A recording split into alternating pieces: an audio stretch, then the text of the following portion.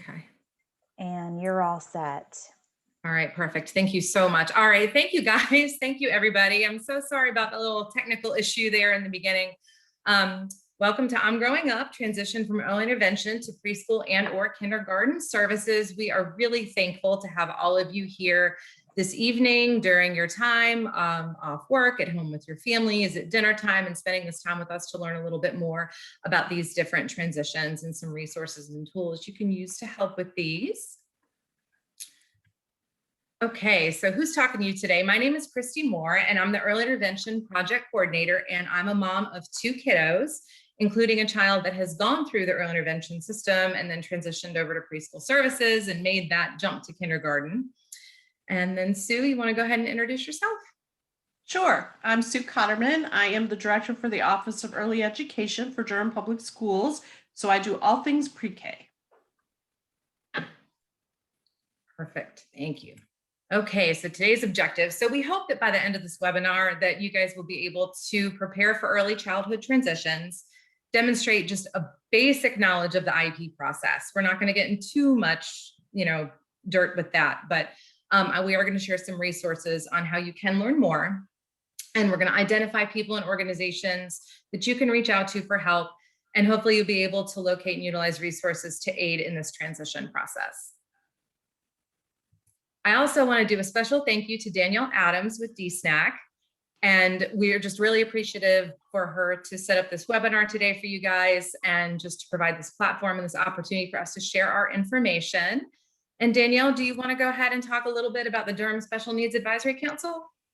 Yeah, thank you. I'm really excited for this webinar tonight. My son is 6, so he just transitioned to kindergarten this school year. So this is something that's relatively new for me. And I'm really hoping that a lot of you will get some really great insights, and I think you will tonight. The Durham Special Needs Advisory Council, we're a group of parents, educators, community members, and we are working to support and improve the education outcomes of students with special needs in the Durham Public Schools. We work with Dr. Bell, we work with Sue Cotterman, one of our members, executive board members is also on the school board. So we have a lot of great resources and connections within DPS and are really working together to do that. This is all parent involvement. If you are interested in all, I've been involved with DSNAC since my son was in pre-K.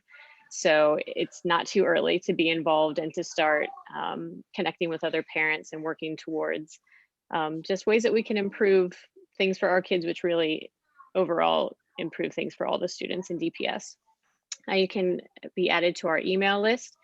durhamsnack@gmail.com is our email address. We're on Facebook. We would love some school representatives if you'd be willing to just share with other parents in your school about DSNAC and what we're doing. Just the more parents we can have involved, the more work we can get done. And then we'd also have a data survey that's really interesting. And if you look at that, that link, that'll give you more information about that. So thank you for this opportunity to share, and I'm really excited for tonight. Great, thank you. Thank you, Danielle. Okay, so who are we? So the Exceptional Children's Assistance Center we're a private nonprofit, parent-led organization, and we're committed to improving the lives and education of all children with a special emphasis on children with disabilities in the special education system. So we are North Carolina's Parent Training and Information Center. So IDEA is the federal special education law, and that requires that each state have a parent training and information center to help parents navigate the special education system in their states. And ECAC has been North Carolina's PTA, I think, for over 30 years so far. So we are really happy to still be able to receive funding and continue to provide the service to families in North Carolina. We provide parent education and support to families and to professionals as well. Okay, so enough about us. We want to know a little bit more about you. We're going to launch a poll, and we want to know what transition is coming up next for your child.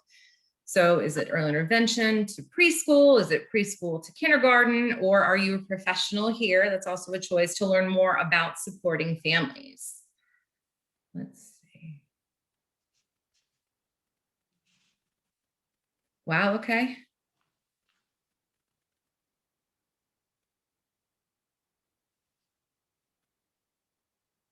All right, we have about 79% who voted. I think maybe if people are participating by phone, it might be hard to participate. I'm not sure, but if you don't see the poll or you can't participate, you can always put it in the chat too if you want. Okay, wow, we have a lot of professionals in the field here. Okay, that's great, awesome, because we can help support you as well. All right, I think we have 82%. You want to share results? Yes, I will. Awesome, look at that. Okay, so most of the families have going from early intervention to preschool, and then preschool to kindergarten, but the most of you are professionals. That's fantastic. Awesome. Thank you so much for being here. And there are a couple of comments that came in Okay, through the chat. Transition to pre-K, preschool, 3rd year, and kindergarten to 1st grade. okay, all right. Well, there will still be information in this that will definitely be valuable to you. So thank you guys for being here and for answering that. Okay, so it's happening. You can't stop it. Your child's growing up, but you can prepare for it. And that's the good thing. So it's a time of change. And, you know, some of the rules recently have changed too, but, you know, this is also a time to look forward to and to plan for and to have some fun with. There is excitement in all of this. There's a little bit of stress, there's a little bit of worry, but there's also excitement. And transition is a process of adapting to change. And, you know, there's many steps in this process, and some of them are kind of like the grieving process. I know it was hard for me when my daughter was making all of those transitions, and then I had to be strong for her to help make it, you know, through all those transitions. And it requires, you know, people learning to adapt and prepare. And we really hope that this webinar will give you some useful tools and information to help you make that transition successful for both you, your family, and your child. Okay, so transitions are so much more than just going from one physical place to another. Transitions do occur as we move in between buildings or settings or services or whatever, but transition is more than just changing a physical building. I think some of the hardest parts are going to be, you know, learning new rules, learning new expectations, adjusting to the new peer group and leaving old friends, getting to know new adults who are working with you or helping you or are in charge of you, and the new sensory experiences. I think that was one of the biggest things that impacted our family, was the sensory differences from one setting to another. And, you know, just having to figure out how to navigate those and experience those and deal with those and ask for help dealing with those. And obviously transition is going to be a huge change on the family. And again, you know, as the parent, you know, you really have to kind of keep it together in front of them and just, you know, really show them, hey, you know, they're looking to you. This is going to be okay. This is going to be exciting. And it's going to bring a variety of feelings for you. And you have to learn this whole new language and this whole new special education verbiage and acronyms and all this stuff. And it can be really overwhelming, but that's why we're here, is to kind of help with that. And we're going to provide lots of tools and resources to help you navigate this in the future. And you don't have to remember everything we say right now, because we're going to give you resources to check in with us in the future. So transitions do happen every day.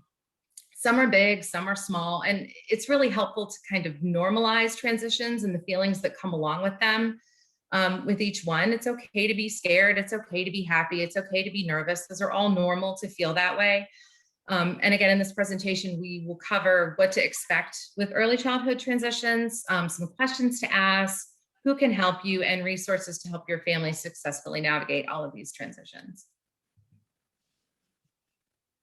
Okay, so when you're thinking about the different transitions, these are just some basic questions to ask. You know, what might go well? Hopefully at least one thing will go well. What might be challenging? Sometimes that list is going to be a little bit longer. It was for us.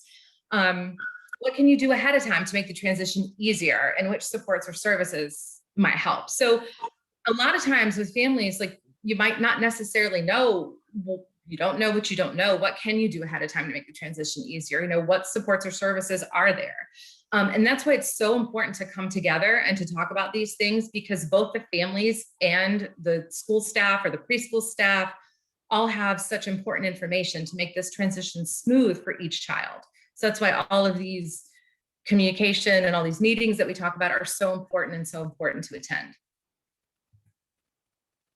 Okay, so now we're going to talk a little bit about the transition from early intervention to preschool services. So I do want to say when we're moving on, first thing we're going to talk about is eligibility. So just because a child is eligible for the early intervention program, which is part C of the Individuals with Disabilities Education Act, or IDEA, it does not guarantee eligibility for preschool services, which is part B of IDEA. So it's two separate parts of the law, it's separate funding.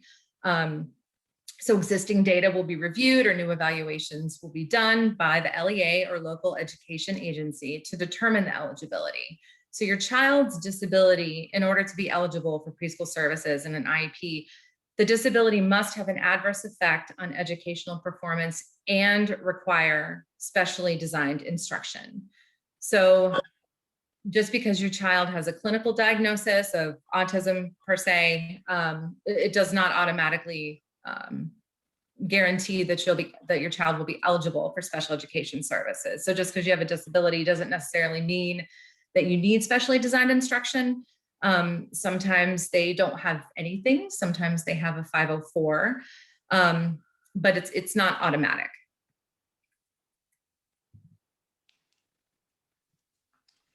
So for children entering preschool, there are lots of different settings that your child could go into.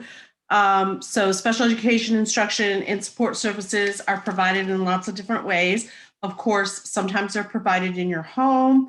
Sometimes they're provided in what we call NC Pre-K, which is a state type of program that you have to meet eligibility criteria for, or Head Start, same kind of thing. It's a federal program that has different criteria. Sometimes it's in a child care center. Sometimes it's in a private preschool that you've chosen for your child. And we're able to go into that program and service your child. And sometimes it's in a public school program. So those are determinations that will be made by the IEP team, which you're a part of, and you'll be able to talk about what is the most appropriate setting for your child. And we always try to start with the general ed setting. So we want your child to be with their peers so they can learn from each other as much as possible. Thank you. Okay, so, and all of these timelines, I kind of struggled with how to arrange this. I was telling Sue when we were talking about it, because nothing is hard and fast. Well, there is one deadline that's hard and fast, but a lot of this is kind of around or about, or here's what you can expect around this time. And there is a little bit of wiggle room, and, CDSAs and school systems may do things a little bit differently, but this is basically what to expect. So I just want to put in that little disclaimer. So after your child's second birthday, your early intervention service coordinator will begin discussing transition to post-EI options for your child and create a transition plan. And that transition plan, which will have input from you as the parent and, from them with all the data and things like that, will be added to the IFSP and will include the important timeframes for mapping out the whole transition process. And around that time, a transition planning conference will be scheduled. So basically around a little bit after the child's second birthday, the discussion will just kind of start as to what the options are and preschool services. And then, if your child's not eligible, what options there are instead of preschool services. So, okay, this is one of the hard and fast deadlines, is that there will be a transition planning conference held. And that does need to happen by 90 days before your child's birthday. But anywhere from 3 to 9 months before your child's third birthday, your early intervention service coordinator, obviously with your consent, will contact the local school district or LEA to start discussing the transition. And then you'll have your transition planning conference. So this will typically be held at the school building or at the early intervention coordinator's office. It may be held somewhere else, but this is typically where those are held. And parents, your early intervention service coordinator, current service providers, and if your child's potentially eligible for preschool services, an LEA representative with the parent's permission would also be at that transition planning conference.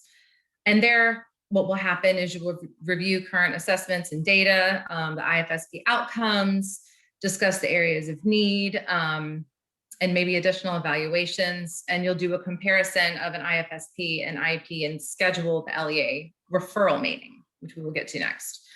And also it is a choice, parents can opt out of preschool services if that's something that you feel like ultimately isn't going to work out. And that's actually what we ended up doing as a family. So every family has different needs and different, things that might affect whether or not they choose it. And preschool services can look very different. Just because you're eligible for preschool services doesn't necessarily mean that you're going to get 5 full days a week of preschool. And sometimes that doesn't work out for a family. So the next thing to expect, within 3 months of your child's birthday, typically the referral meeting will be held. So that's going to typically be held at the school or LEA office. And that's going to include the parents, the early intervention coordinator, an LEA representative, or preschool coordinator. So there's lots of different words there, I know. And as I'm saying them all, I'm like, oh my gosh, these poor people. But you'll get a copy of this presentation and also information on who you can contact and talk to if you need to talk through all of this a little bit more. So please don't feel like you've got to write everything down. So here at the referral meeting, you're going to review existing data and evaluations. And that's going to be things like early history, all the relevant medical and health information, any diagnosis information, any procedures that the child's had, any formal evaluation results that are provided by the parent or the guardian, functional observations by teachers and therapists, related service providers, and things like that. There'll be a discussion of the student's strengths, the different areas are typically cognitive and thinking skills, which would be things like attention, memory, problem solving, complexity of play, pre-academic skills, emotional and social skills. Expressing and managing feelings is a big one, managing behavior, responding to rules and limits, social interactions with others, including, the adults and the children, their communication skills, their understanding of language, sensory motor skills, adaptive skills like independence with things like feeding or dressing or going to the bathroom.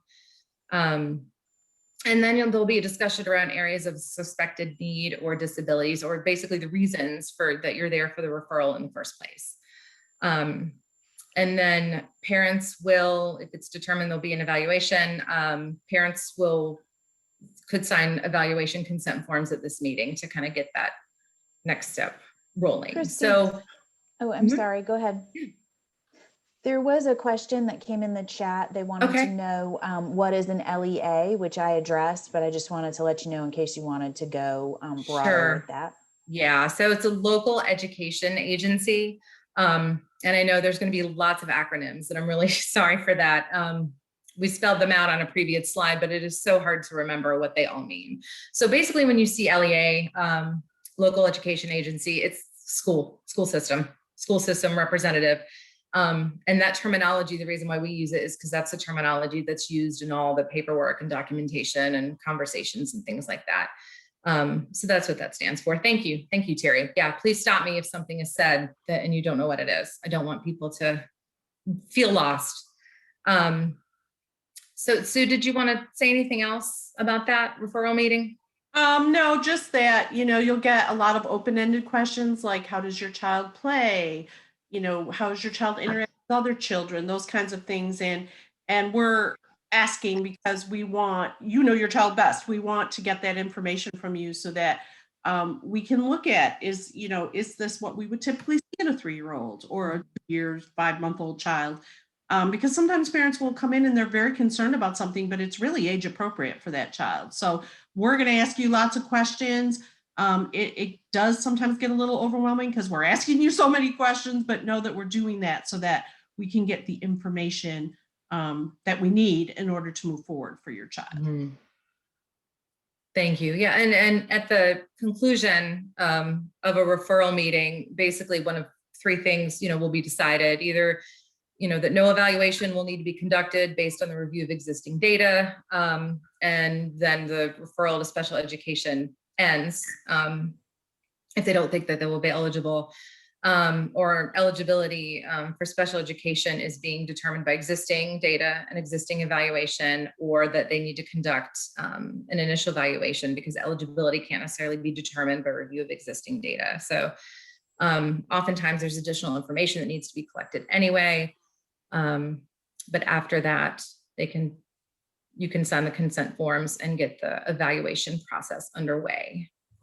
Couple Christy, of you did additional have- Oh, I'm sorry. I was just, That's okay. Go ahead and address it. you have private providers that you've taken your child for an evaluation, or you have information from your doctor or those kinds of things, bring them with you, because that's helpful for the team to review.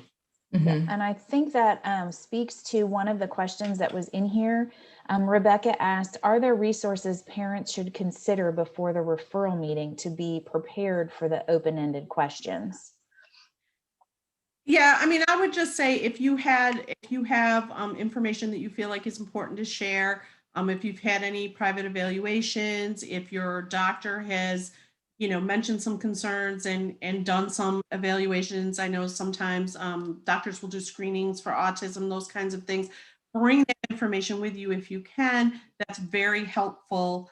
Sometimes we'll also ask you to sign a consent so that we can talk to your private therapist, talk to other people to gather more information. So it's not so much you have to prepare. It's just if you have, documents that you want to share, if you bring them with you, it helps facilitate things. Great. And then Danielle just commented, I think maybe answering that question, that her CDSA caseworker had a great worksheet in their transition packet that was helpful for the transition meeting. And I think ECAC's Painting the Big Picture, which you're going to talk about later, would be a good resource to just get your head wrapped around those kinds of questions and start thinking about what is my child, what is the overview of my child. Right. Yeah. And I would just add that at that transition planning conference, even if you don't think your child might go to the public schools, it's nice to have the public schools there, because we can share information about programs. We're not there to, pressure you or talk you into bringing your child to a public school, but we do, we are able to share lots of information that maybe you might not get if we're not there. So sometimes it's really nice to invite us just to get that information and resources that we can share. Yeah, absolutely. Absolutely. So yeah, and to that comment about the evaluations, like I tell a lot of the families that I've spoken with, you bring everything, you bring everything you have, you bring all your data. It's almost like you're a lawyer preparing for a court case. Like you bring all the evidence that you have. Because it's all important to kind of get a good picture. You cannot get a complete picture of a child in a 30-minute or even an hour meeting. However, if you have enough data and evidence and evaluations and enough pieces, then you can kind of get a better picture of that child and what they'll need and what they are indeed eligible for. So yeah, always bring everything that you have. And if you don't need it, that's fine, but it's always better to have it and not need it than to need it and not have it. Okay, perfect. So then also within 3 months of your child's birthday, you'll have an eligibility meeting. And that is also typically held at the school or the local education agency or school office. That will include parents, still the early intervention coordinator, LEA representative, preschool coordinator, can also include the evaluators or therapists or psychologists or other service providers or even teachers. It doesn't mean that all those people will be there. It's just sometimes those people aren't included. Oftentimes the evaluators and therapists and things like that will be there, not necessarily teachers though. And that's where you'll go over and review all the evaluation reports. You can request those ahead of time. If you wanted to look at the results ahead of time, parents can request those and get those ahead of time to know what you're going to be looking at. And then after all the data is reviewed, and then the IEP team will together make an eligibility determination. And then oftentimes at that meeting, the IEP or individualized education program could be written during that meeting or shortly thereafter. So the IEP team will work together to discuss and develop goals for your child. And then the team will decide what special education and related services are needed based upon the goals that are in the IEP. And we're going to talk a little bit more about that in slides that are coming up. But the rest of the information in the IEP will kind of be built around the goals. Sue, did you have anything else you wanted to add to that? No, I think you did a great job. Okay. And then on your child's 3rd birthday, huge milestone, the local school district does assume responsibility for ensuring free and appropriate public education for your child. And your child can attend preschool or receive services at that point. And that's when the IEP will become effective. And if your child becomes eligible over the summer, the IEP may be written to begin at the beginning of the school year.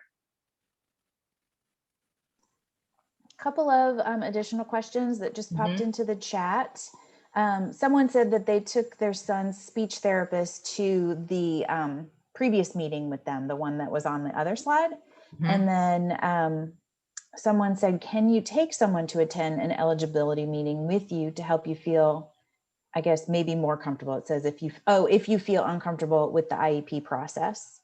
Yeah, sure. No, there's no reason why you can't. I would definitely let the school system know that you're planning on bringing somebody and who you're planning on bringing, so they can send an invitation to them if it's virtual. But yeah, absolutely. And that's something, that we recommend. Sure, and I can add to that. You can bring anyone you want, and as many people as you want. If you plan on bringing lots of people, you might want to let the school district know, so we have a proper room, especially now with social distancing and those kinds of things. The only 2 times you actually have to let us know that you're bringing someone is if you're bringing an attorney or you're bringing in a medical doctor. And the reason why we ask for that is because then we also need to have a medical expert there for the school district, because obviously we're not medical experts, or we would need our own attorney there. So, but that really does not happen. I've been doing this for 27 years and I have never had a parent bring a medical doctor with them. It's never been needed, but those are the 2 times that you would need someone. We actually like when you have someone with you because it's comfort and support. And I know, and I'll just use myself as an example. When I go to the doctors and he tells me something, I might not exactly hear everything he says. So it's nice to have someone with me who says, oh no, he said this. I'm like, what? I missed that. So sometimes having someone with you gives you the opportunity to kind of bounce things off of each other and, talk about that. And it does help you feel more comfortable. So we want that. And please bring someone with you if you'd like to do that. Yeah, and to go along with that, the IEP meetings can be highly emotional times for parents, and sometimes you don't hear things the way they were said, or what have you. And if there's someone who is a little bit more removed from the situation, a trusted friend even, who's not mama bear, they hear the other things, maybe the nuances that you didn't hear. Yeah, absolutely. And that's, something that a lot of our parent educators will recommend. If people say, well, I don't have an advocate, and we say, well, it doesn't necessarily have to be an advocate or a parent educator or anybody that goes with you. It is just nice to have somebody there who can remember what was said, or, help take notes, or just help you remember after the fact things that happen. So absolutely. I definitely think it's important. We do recommend that you always notify the school of somebody else who's coming for many reasons, some of which Sue mentioned, but under those 2, having a lawyer or a medical professional come with you are the 2 absolutely have to's. The other ones, it's just nice to do. Okay, and 2 more comments. When a child has a hearing impairment and they have beginnings, this organization has a great set of worksheets to prepare for the transition meetings, and CDSAs often have checklists to prepare. So going back to one of the previous comments about all of the things. Oh, and then an affirmation. Yes. So thank you for that. And I will say that our hearing impaired teachers and our teachers of students with vision issues or disabilities, they are really in tune with the CDSA. And so they can tell me right now, children that are 1 that may be coming to us. And so a lot of times we know your child's coming and they've already talked to beginnings or talked to, the families. But we try to be as prepared as possible. So it's good if you do have some worksheets and those kinds of things that will help you kind of organize that information. That's great. Mm-hmm. Absolutely. So there are some differences, and I know you've probably heard some of them already, between the IFSP and the IEP. The IFSP is really based on the family and the child's needs. And so if your child has an IFSP, you've probably remembered having those conversations around what does your family need? How can we help your child within the family unit and those types of things in your IFSP. An IEP is a little bit different. At the time that your child transitions to Part B, the focus shifts from kind of family need to educational need. And so that looks a little bit different. And so it's very child specific. So where you may have seen in the IFSP some goals written around the family, you will only see goals written around the child when you get to the IEP. The school is responsible for providing a free and appropriate public education. So that means you can't be charged for anything, any services your child needs. We will provide as long as the IEP team says that those are needed and for your child to meet their goals. And certainly we would love to do that. And so you're a part of that team and you're able to help us design those goals and instruction that your child might need. It is sometimes a shock for families when they're moving from that kind of nurturing family model to a model where now it's really based on the educational needs. And so I'll give you an example.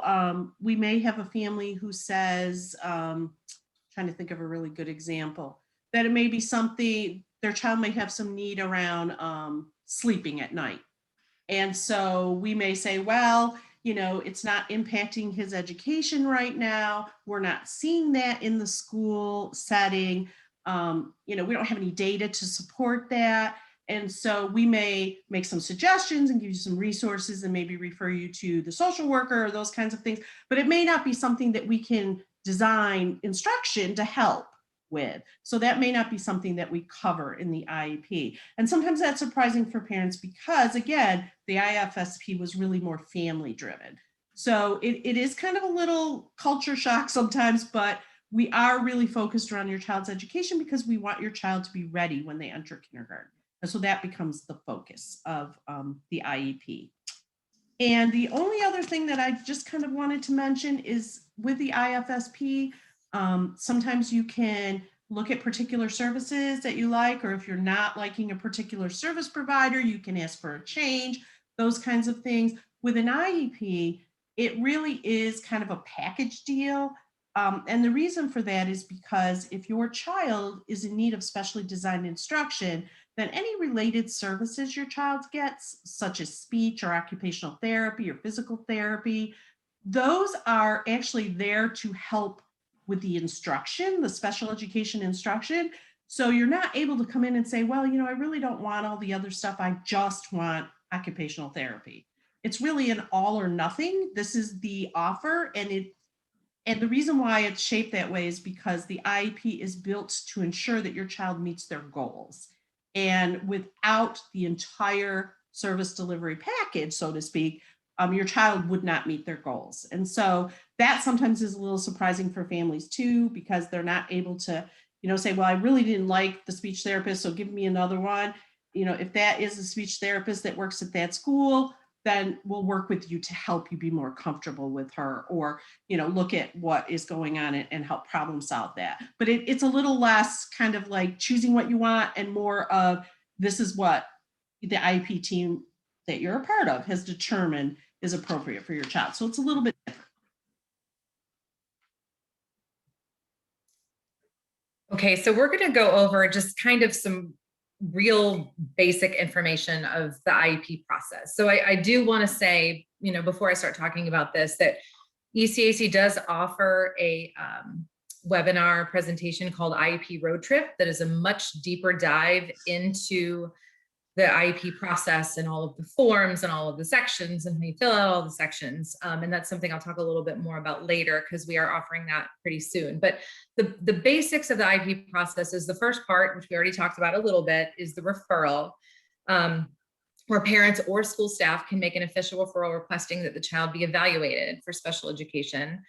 And this request should always be made in writing, and that will kick off the 90-day referral timeline. And then there'll be a referral meeting, just like we discussed before, to determine if an evaluation will be done. So that's the basics of the referral process. And then evaluation, we talked a little bit about that. If the team agrees to evaluate, the parent will have to give written consent for the evaluations to be completed. And then the child is evaluated to identify strengths and areas of difficulty and needs and things like that. So after the evaluations are completed, and there's different evaluations done based on the suspected needs or the areas of difficulty that the child is having. And then after the evaluations are completed, the IEP team will meet, which obviously includes the parents, and will use the evaluation and other observations and sources of information to determine whether or not a child is eligible for special education services. And then if the child is deemed eligible, then the IEP, which is Individualized Education Program, will be developed by the whole team. And the team will set goals and then decide through the goals, like how they're going to meet those goals through special education and related services that will be provided to that child. So a lot of times the goals will be written, and then everything else kind of is built around the goals that are established in the IEP. The last part, placement. So once the IEP team has decided what services the child needs, there's a decision that needs to be made about where the services will be provided. So when the child's IEP is carried out, where it's carried out is called placement. And in deciding the placement, the group must make sure that the child has obviously the maximum opportunity to learn with their non-disabled peers in the least restrictive environment, or LRE. So that's the placement piece. And again, this is just like super basic, touching on each one. The IEP Road Trip is a much deeper dive, and I'm actually going to share a document, but not yet. Let's talk about the eligibility categories. Thank you. Mm-hmm. You can see there's 14 IEP eligibility categories. The most frequent ones that we see at Durham Public Schools for our preschoolers are the autism spectrum disorder, the speech and language impairment, as well as developmental delay. But it could be any of these categories based on your child's needs and their strengths. One of the things that the IEP does is that it doesn't determine what the classroom is or the location or the placement for your child. It talks about the reason why we give your child an eligibility category is because it best describes your child's needs. And so that's why we would look at the eligibility category. Parents will say, well, if my child's assigned the category of developmental delay, does that mean that they cannot be with their general ed peers? No, it does not.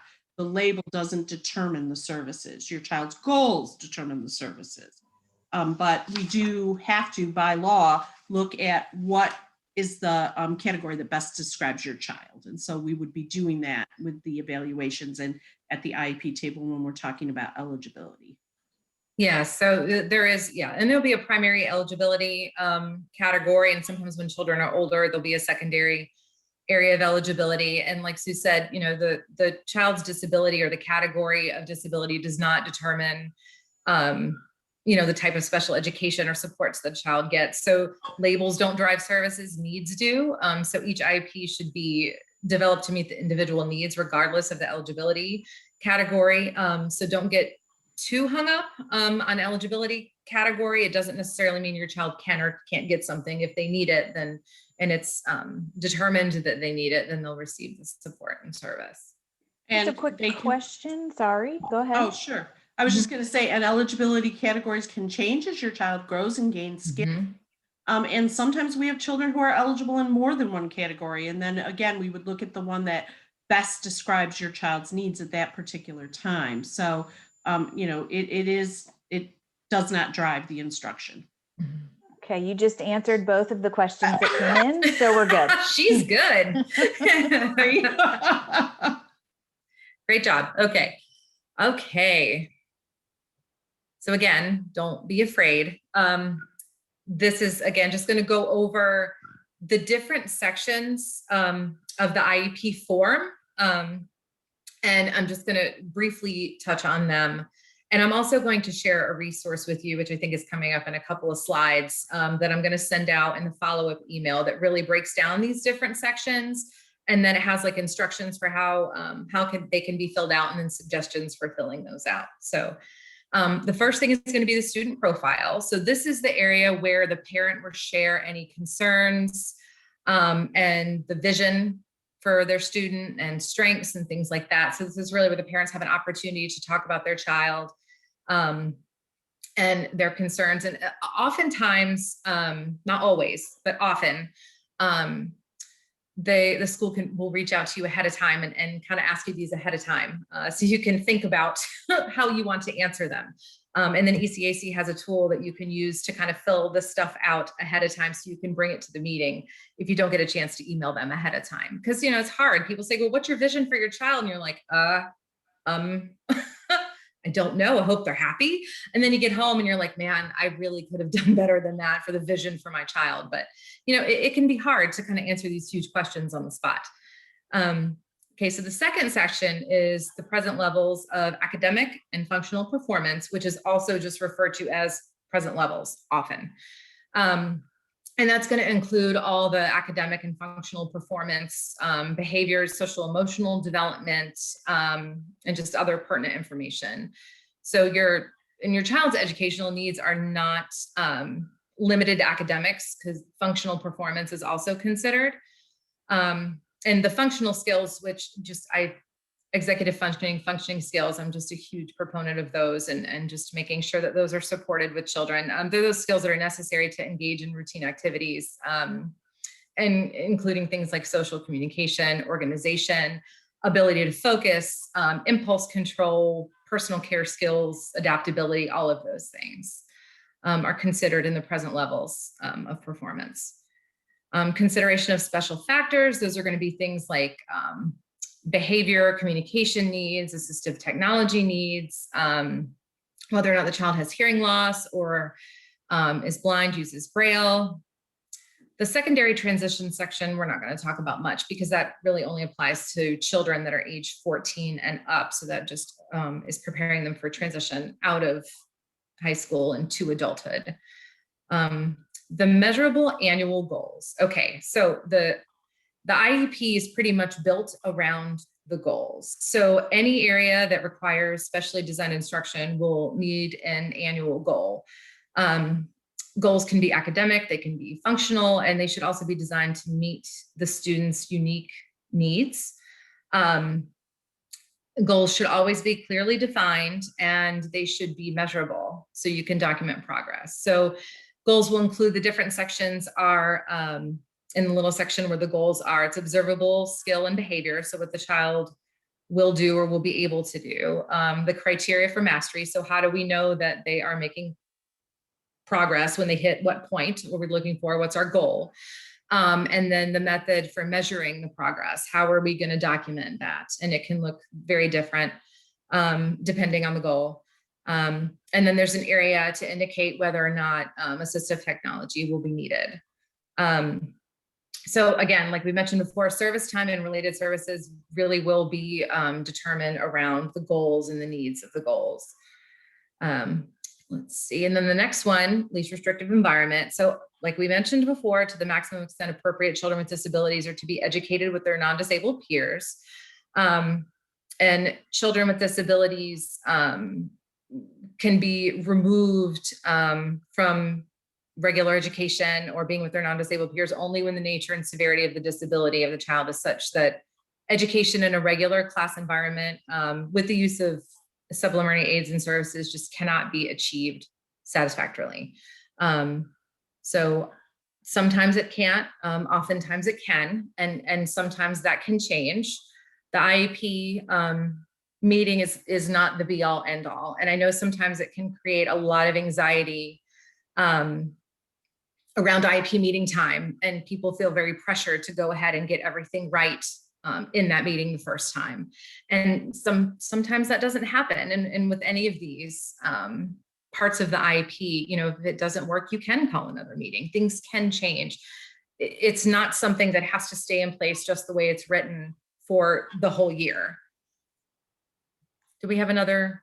You took the words right out of my mouth, Christy, because I was going to say that the IEP is definitely a living document. Mm-hmm.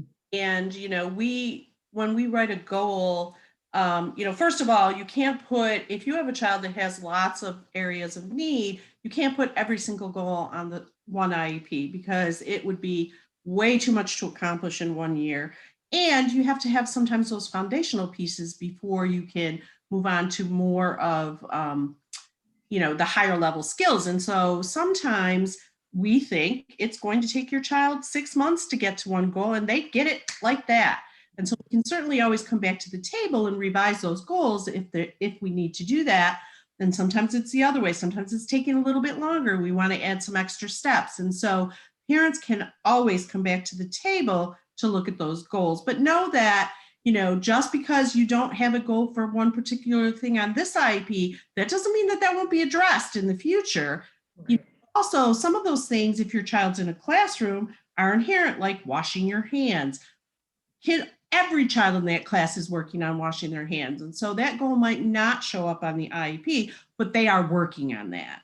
So, think about that because I know when I come to the table, I want to document, we need all of this, but sometimes we have to kind of take a step back and think, okay, what can we accomplish in this 1 year?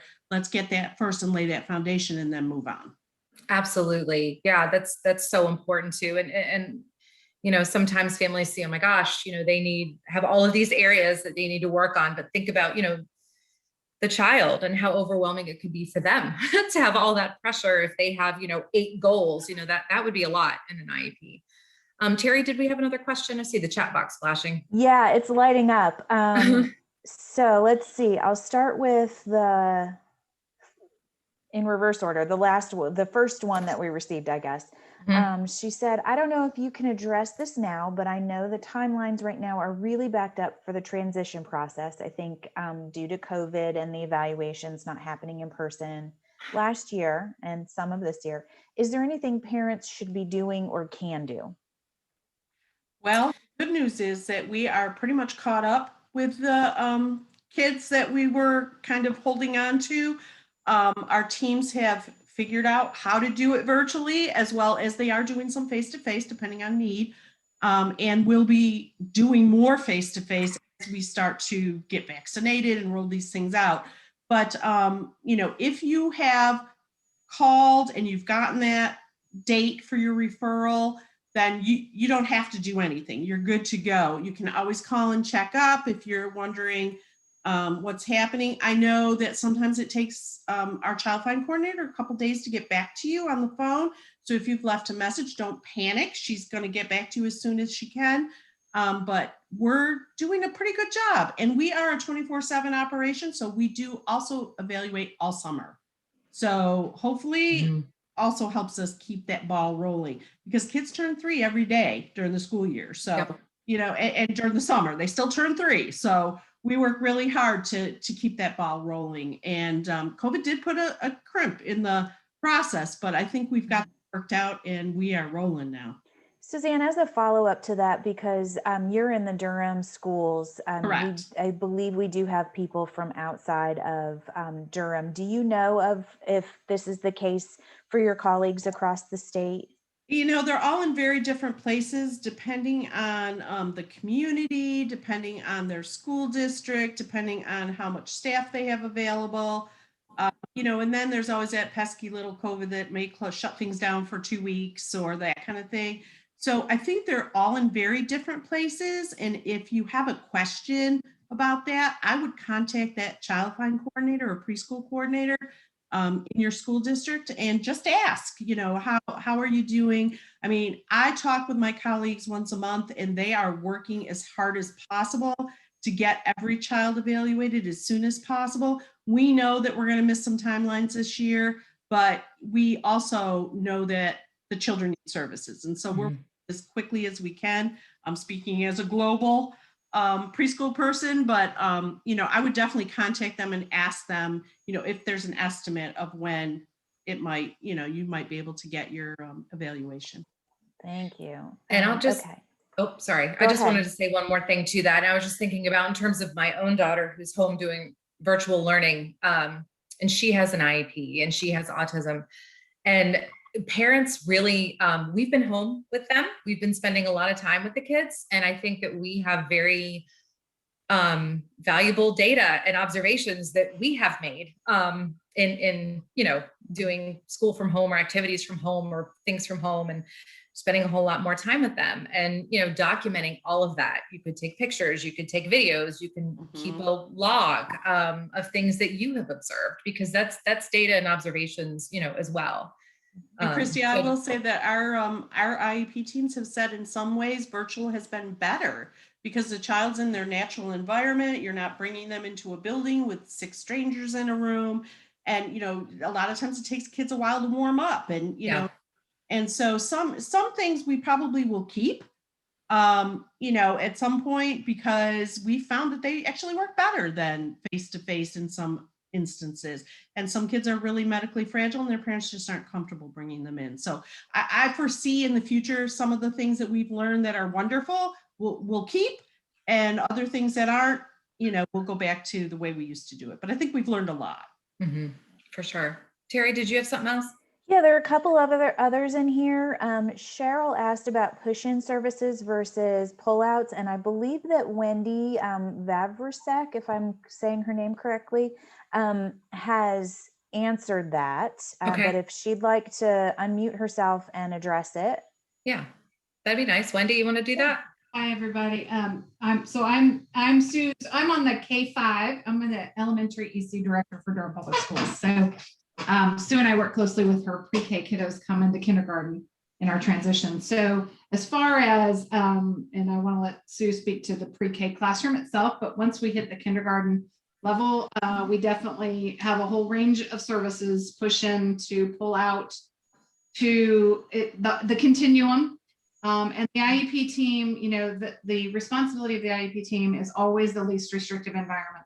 So based on the student's needs and the data that we have, we use all of that information in the decision that is best. I know that sometimes we have a lot of families who say, I want my kid solely in general ed and I want somebody there with them. Lots of conversations. An individual with a child is actually quite a restrictive setting, because an individual overseeing that student means that that student probably doesn't have the skills necessary to engage in the activities with that particular location, environment, what have you. So that's where the conversation around services and needs is driven by what are the present levels of the student, what are the goals and the needs of the student to ultimately determine how to best render those services. But everything is on the table, certainly at the point of kindergarten with K through 12 or 5 through 20 through 21. And somebody asked what push-in and pull-out was. So if your child has a service like speech and language or occupational therapy, or sometimes just their special education services, sometimes they can be delivered within the classroom. So the special education teacher will go into the classroom, or in pre-K, our teachers are all certified birth through kindergarten, so they can do both. So they are the special education teacher, and that is delivered within the classroom. But sometimes a speech therapist will feel like they need to pull a child out of the classroom because they're working on something such as articulation, where the child really has to be able to hear and look at their mouth and really focus. And sometimes that's really hard to do in a classroom with 18 children running around. So, sometimes they will do what they call pull out, but that would be a discussion that you had at the IEP team table of what would be the most appropriate for that child and what works best. And sometimes it's a mix of the two. Sometimes they'll go into the classroom to work on, working with peers and doing those kinds of things, and then maybe pull them out for one session to do some articulation or that kind of stuff. So occupational therapists need to pull them out because they're going to be riding a scooter up and down the hall, or they're going to be doing some things that probably would be a little distracting in the classroom. So that's kind of what the push in and pull out means. Mm-hmm. Great. Thank you. Okay, we're going to move on. Lots of good questions. I want to make sure we get through the rest of it, and then I promise we're going to have tons of time for questions at the end. But if somebody needs to ask a question for clarification, please let them do that. There is one here that they were asking for clarification, if you don't mind, real quick. Okay. She said, did I hear you say, I think it was a she, I apologize if it was a he. Did I hear you say that when the LEA receives a written request for evaluation, that starts the 90-day timeline? And then she goes on to say, that is not my experience in the multiple counties I send referral packets to from our Head Start centers. I spend time gathering data and the parents' permission to contact the LEA, but when the LEAs receive it, they schedule a screening meeting with the parent, and based on the results of the screening, hold a referral meeting with the parent. This results in often taking 4 to 6 months for the IEP to be written. Yeah, no, go ahead, Sue. No, go ahead, Christy. No, I was just going to say there is, when a referral to special education is made either by the parent or by school staff, there is a 90-day timeline. Typically after around 30 days, they'll get back to you and hold a meeting to discuss it. And then within 90 days, if they're going to evaluate, if the decision is made to evaluate typically a normal life, which right now is not normal life and it hasn't been normal life, but they will have evaluated in that 90 days and held an eligibility meeting. But yeah, honestly, right now. She froze. Oh, I froze. I'm sorry. Yeah, you froze. That's okay. I'm gonna turn off my video so it behaves. Sue, do you want to say anything about that? Yeah, I was just going to say that, also keep in mind that there's a difference between a notification and a referral. And so sometimes doctor's offices or service providers will send us some information about a family, about a child that they're concerned about, and say, well, we referred this child, but that is a notification. What you're doing is letting the school district know that you have a concern about that child. And then what we do is reach out to the parent to get that referral. So there's only a few people who can refer a child, and that would be their teacher or their parent. Everybody else pretty much is a notification. And so, know that that notification lets us know, hey, we're worried about this child, reach out to the parents. And sometimes the parents say, no, I'm not interested in talking with you, or, I'm not ready to do that at this point. And so, that gets confusing, those words, but we try to be real clear about the fact that this is an actual referral and this is a notification. And so that sometimes causes delay as well. Mm-hmm. Yep. And we do go into that in detail in the IEP Road Trip as well. I know we could spend the whole time not talking about it.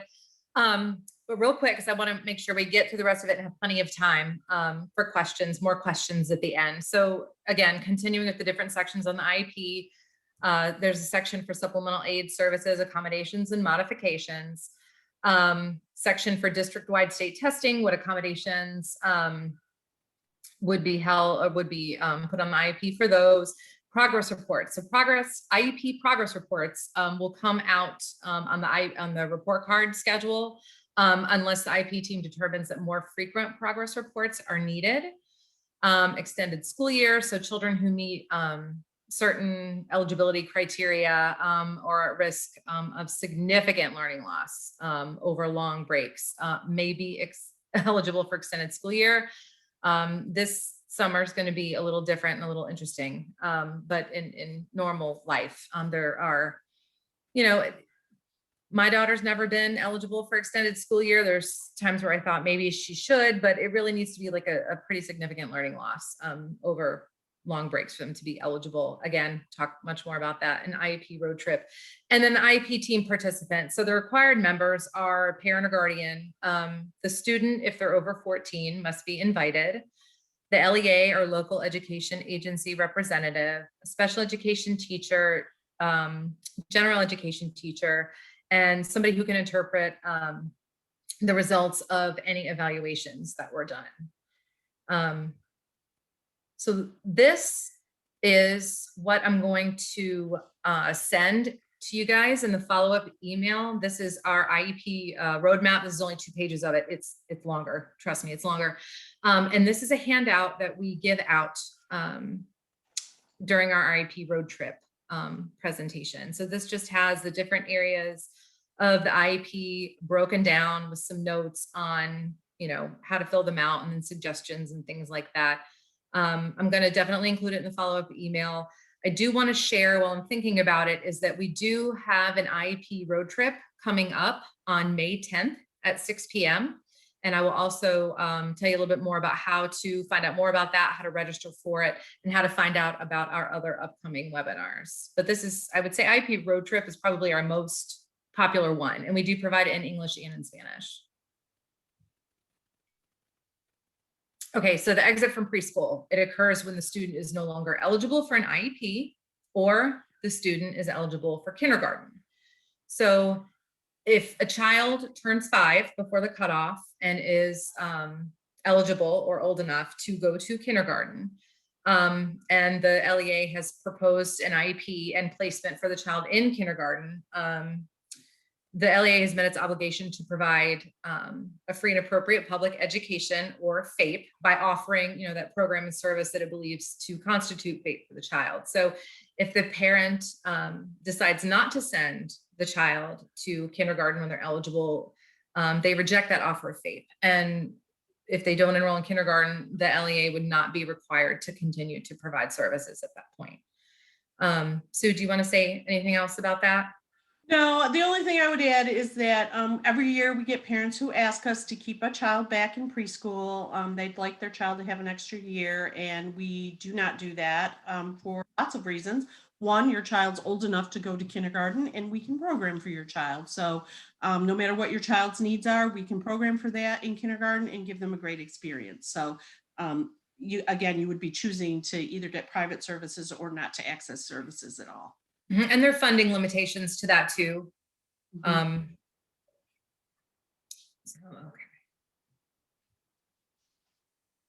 Okay, so transitioning now, this is a big transition from preschool services to kindergarten. And these are some changes to expect. Sue, you want to talk about those? Sure. So kindergarten's a little bit different. There's an increase in sometimes for each kid, the days and hours of the week. So your child may have been getting special education services for 1 day or 2 days in pre-K, but now they're going to go 5 days a week because it's a full day school day. There's a increase in transitions. They may not have been leaving the classroom for specials. They may not have had some of the extra classes, or they may not have gone to the cafeteria for lunch, and they're going to start making those transitions. There's an increase in independence. Your child will need to know how to make a choice. Your child will need to know how to follow the morning routine, those kinds of things. Time on task increases. So in preschool, we think about 15 minutes attention span. That gets a little bit longer as they get older. And then also there may be an increase in the amount of students in the classroom. If your child goes into a general ed kindergarten classroom, there will be more kids than might have been in their preschool classroom. There will be a decrease in adult to student ratio. So there may have been some extra helping hands in the preschool classroom because they're changing diapers, because they're, trying to keep little ones safe. As the children mature, you get less adults in a lot of instances. And there also is less independent choice time. There's more things that you have to work on. Now we're looking more seriously at some of those subjects and adding some subjects for kids. So you may not get as much independent choice time. Nap time typically goes away. Sometimes teachers start a little bit, they give them a little bit of kind of quiet time for the first few weeks, and then that goes away. So, we definitely want to work on kind of phasing out naps and those kinds of things. So it's a little bit different, but it's fun.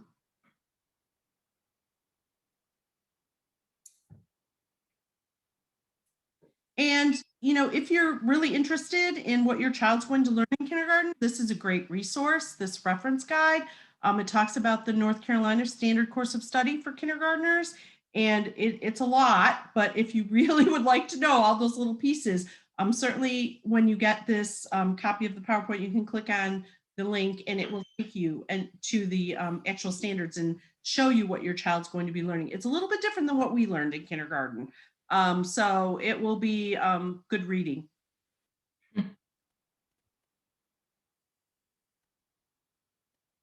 Okay, so where will your child learn? So the ideal place is in their least restrictive environment. So school districts are required to provide a range of placement options, including, it could look very different, gen ed class, a special education class, potentially a special education school, if that ends up being most appropriate for your child, or some children are learning at home or in a hospital or other private institution.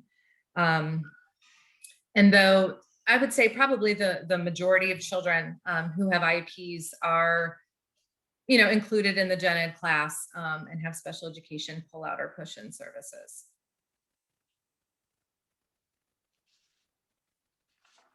So how can you help your child transition to kindergarten? Well, there's lots of things you can do, most importantly being attend the transition meeting so that you can share information about your child and give the people at the table a picture of what your child's needs are, as well as their strengths, because we certainly need to talk about those. And then also every school, if you come, I shouldn't say every school, I can talk for Durham Public Schools, but I would assume most schools have transition activities or events. They have orientation nights, they have curriculum nights, they have parent nights where you can go to the school, you can meet the teachers, you can take a tour, you can see where things are. And even during COVID, we did a lot of virtual things. So all of the school websites have links to, see the kindergarten teachers, and their pictures are there, and they give a little video message and those kinds of things. So there's opportunities for your child to feel more comfortable with their new school and their new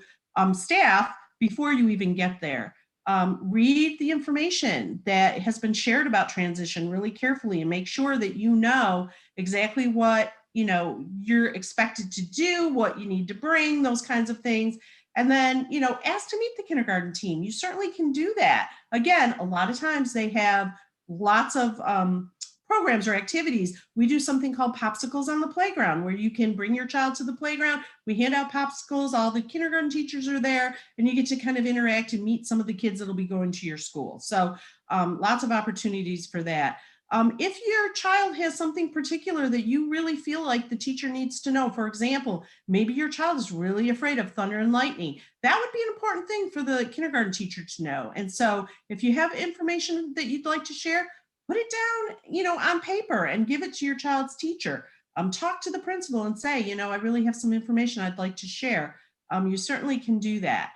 And then again, you can tour the school, do those types of things, and then talk to your child's current teacher and talk about things that they can do at home. I know we just prepared some opportunities for our parents, and there's lots and lots of websites out there that you can get some summer learning ideas for. Doesn't have to be expensive, doesn't have to be something that you go out and buy. It could be as simple as having your child pick out all the cans on the grocery store shelf that start with the letter A, or those kinds of things. So there's lots of opportunities and lots of wonderful ideas out there if you need them. And most schools would be happy to give you that information. Yep, and coming up soon, I'm going to talk about a tool that ECAC has that can help you share concise written information about your child. Okay, so also for the transition from kindergarten, you can create opportunities to practice skills in fun ways. So these are just some of the skills that kindergartners are going to have to do. Obviously, waiting a little bit longer, that's part of life. My kids are still not good at waiting at all for anything. Identifying their letters, especially in their name, practicing transitions, or even not just transitioning like from rooms, but also just transitioning from one activity to another, or from a desired activity to an undesired activity. Taking turns, playing games with your kids, making sure you take turns. Sometimes parents, I was guilty of that too, will kind of let your kids get away during games with, kind of hogging the time or not really taking turns. Well, it's important to start that and get them used to that, having to take turns. Bathroom routines, that's a big one for a lot of people. It was a big one for us. So kind of practicing with that, getting used to, something to keep in mind. It was big for us, can your child undo and do a belt? Can they undo, a button on their pants? Do they need to have snaps? Do they need to have pull-on shorts? If they do have an accident, are they able to change themselves? So just kind of going through that and practicing it.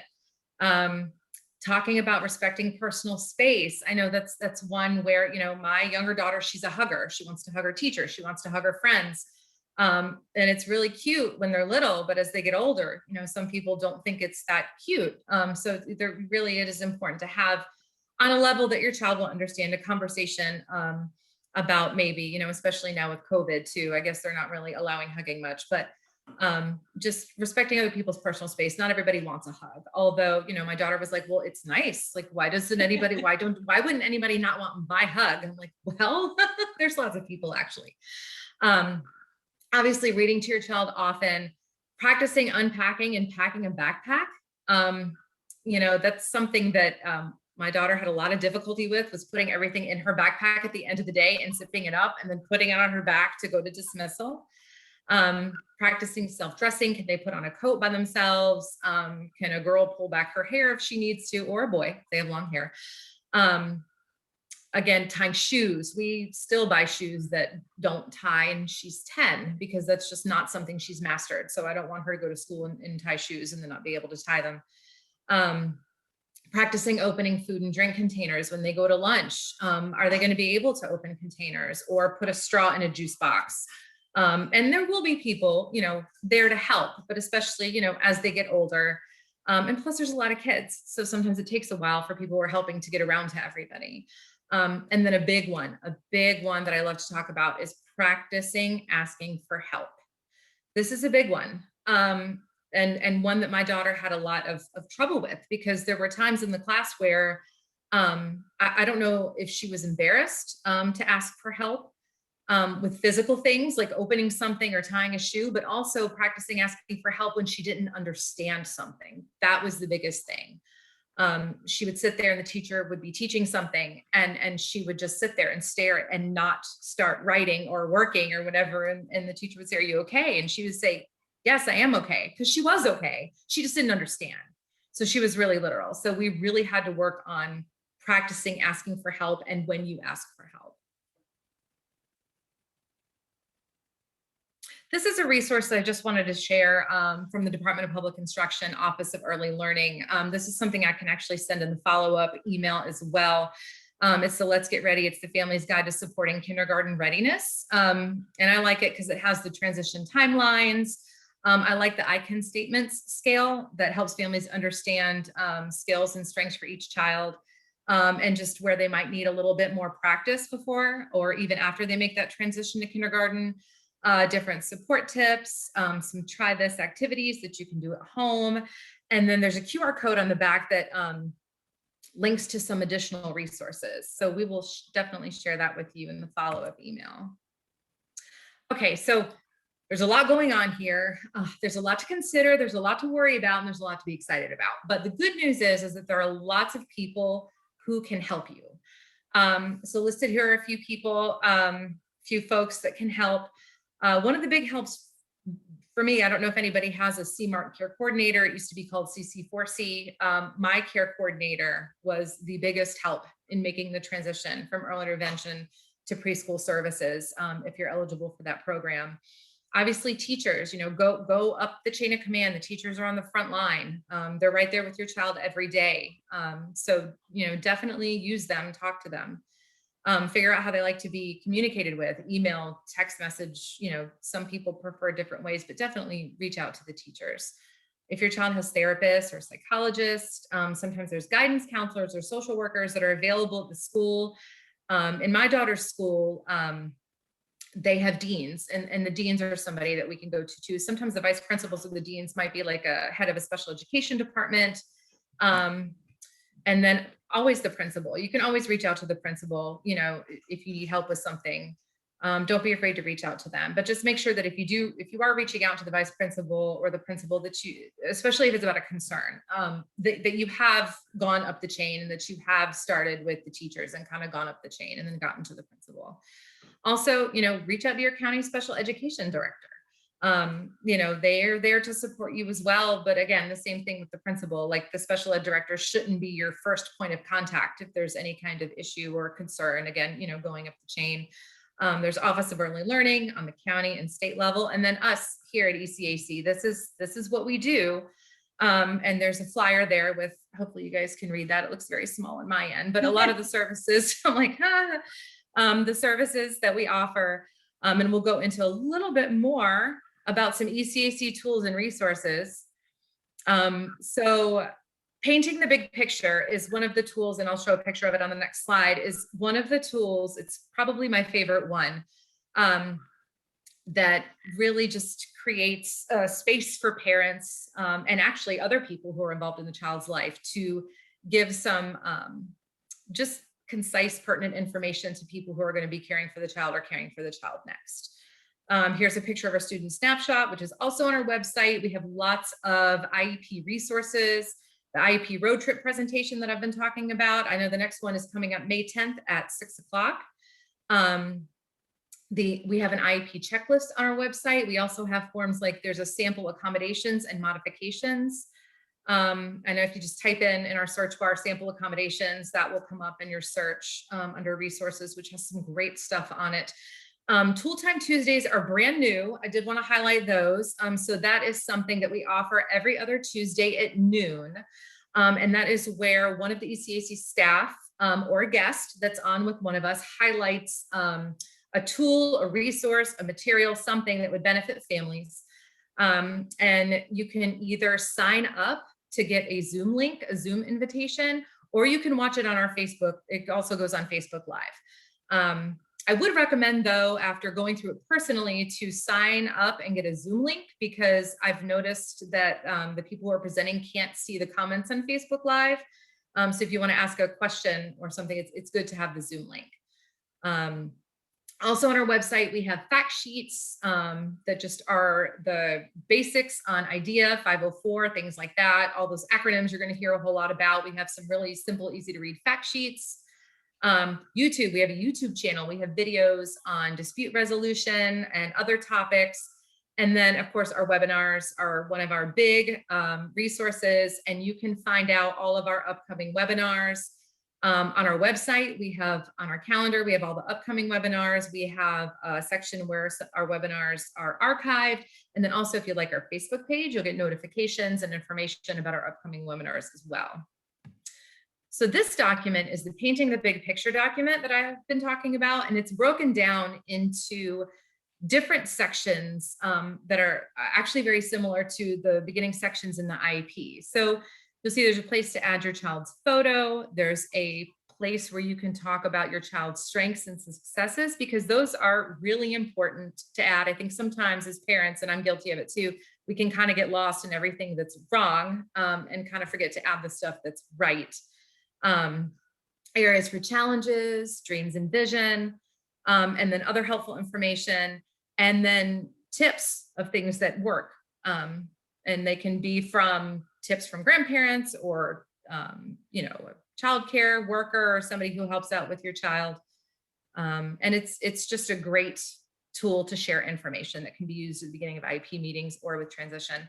And I will send a link with that as well. Also wanted to share real quick about our parent educators. ECAC has 6 parent educators, hopefully soon to be 8. We will be hiring 2 more very soon. And we're all parents of children with disabilities or special healthcare needs, and they provide individualized support for families on various special education related topics like the ones that you see here. We do have parent educators that speak English and Spanish, so we can provide support in Spanish as well. If you are interested in working with a parent educator, you can use the Contact a Parent Educator feature on our website, which is linked there, or you can call our 1-800 number. And again, our individual assistance is available in English and in Spanish, and it's free. We can connect folks to other languages as well. It's just a couple of additional steps. So Yes. if there are people who that you know need a different language, there would just be sort of a go-between. Mm-hmm. Yes, thank you, Terry. Also, I want to encourage you to find us on Facebook. We have a very active Facebook page and a great social media person who infuses humor in with all of the upcoming webinars, the latest education-related updates, tools and resources from ECAC and other organizations. And again, like I mentioned, our Tool Time Tuesday, it goes live every other Tuesday on our Facebook page. I'm just going to kind of go through these quickly because you're going to get this in the email. These are some additional resources that we find very useful. And again, we want you to ask questions. There is our 1-800 number and our website, which is also available in 6 languages, and then our general email inbox, which is right there. If you want to get registered for a webinar or just have a general question, you can email us at ecac@ecacmail.org. Okay, Terry, sorry, kind of Woo. fast at the end. I see we don't have a whole lot of time, but I do want Yeah. to see if we can get to some more questions. Okay, so let's see. Somebody asked, is it the LEA's responsibility to prepare a child for kindergarten?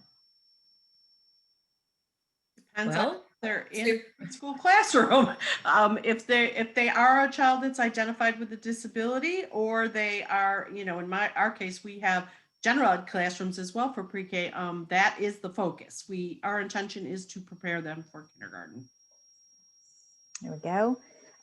Yes, and someone asked about the slide deck. So we will send out the slide deck and a handful of these handouts that Christy has mentioned. You'll receive an email from someone, our administrator at ECAC, and she'll send that information. Let's see. And then I think we addressed this one, but we talked a lot about public schools today.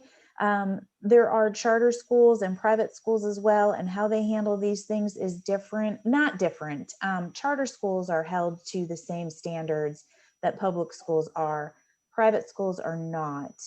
But many public charter schools do not offer preschool services. So if you are wanting your child to receive preschool services, that would be sort of like a step in between. And then if you wanted to go to a charter school afterwards, there would be an application and an enrollment period, and then they would be able to offer those transition services at that point. Let's see. Can we get CEU credits for this course for an ITP renewal? I don't know. Christy, are you aware of us doing that in the past? I'm not. I know that we can give out certificates of participation, but I don't think it's been approved for that. We can check, but I don't think so. That makes sense. Yeah. Other questions that you all might have? I think you can raise your hands. I'm not sure, but it might be more efficient if you type it into the chat, and then we can address it there. Great information. Thank you, Natasha.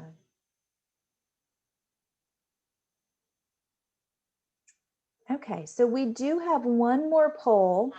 We won't be sharing the results of this poll, but we would like you to tell us how we did today and whether the information was useful and relevant to you. So let me start that. And I think one other question popped in while I was talking about the poll. If you wouldn't mind, please give us your thoughts on how this webinar went for you. The questions are, was the information given useful? Were the materials and handouts of high quality? Was the content relevant to your child or your work? And you feel better prepared to participate in your child's education? And were we well informed? We being your presenters. That really helps us when we write our reports to OSEP. We have things that we need to tell them how we're measuring up against ourselves and also other parent centers all across the country. And this other question, someone wanted to know if you can touch upon the evaluation process. Sure. I mean, I certainly can very quickly. So when you come to your referral meeting, you will talk about, again, your child's strengths and needs and those types of things. And then the team will recommend some evaluations and talk with you about those and what those look like. There are some that are required for certain disabilities. For example, we need an educational assessment. You will get a list of those and you can ask all the questions that you have, and then you would be able to give your consent for those evaluations. If the team, for example, if a psychologist is doing an evaluation and finds that they need more information, they may come back to you and ask you for consent for another evaluation for a different kind, those kinds of things. But you would be involved in the process completely as, determining what evaluations are appropriate. Parents sometimes do refuse certain evaluations, but know that that can impact the eligibility because, again, each eligibility has its own criteria that has to be met. And if a parent doesn't want, for example, a cognitive evaluation, we may not be able to look at eligibility in that area for some areas. So that's just kind of a quick overview. Mm-hmm. Yeah, and I know we didn't have a whole lot of time today to really do a deep dive in any of this. It's kind of like scratching the surface in all these different areas, but I really just want to mention again, please, we have the parent educators, they provide individual assistance. There's no question too small or too big. Please use the contact a parent educator feature through the website, and there's a little space where you can like type in your question or just what you want to know about. And sometimes people, I was a parent educator up until a few weeks ago, and sometimes people would call and say, I don't really know what I need. I just want to talk to you about what's going on and then I need your help. And that's fine too. But we are there to support you. And I really want to make sure that, use it. It's free advice. Some people are one and done. They ask a question, they get an answer, they move along. Some people we work with over the course of months or even years. So please feel free to do that. Call the 1-800 number or use the contact a parent educator feature on our website. Okay. Probably final question. Do you have a more in-depth course to go over special cases or maybe the difference in other North Carolina counties? Ooh, the different special cases. So do you mean like, I guess, different disabilities? And so sometimes we do regional webinars or presentations oftentimes they're based on need or a local group has requested, like a family support network or autism society, or somebody has requested a specific webinar around a certain topic that, impacts a certain area for whatever reason. And then content is created and then shared. So do we have one that's already made comparing different counties or services? No, not that I know of. Is it something that you could talk to a parent educator about? Absolutely.